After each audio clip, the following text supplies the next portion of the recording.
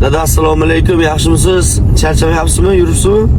Ishlar bilan bo'lib telefon qila olmayapman, oldingizga bora olmayapman.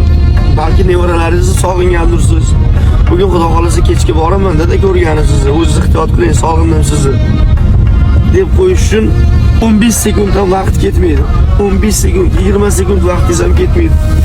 Lekin otani hozir otam bordim, ko'ngilga to'q yuribdi. Telefon qilib qolaqol so'rab borib ko'ringlar, otanglar, onanglarning qadriga yetinglar vaqtida.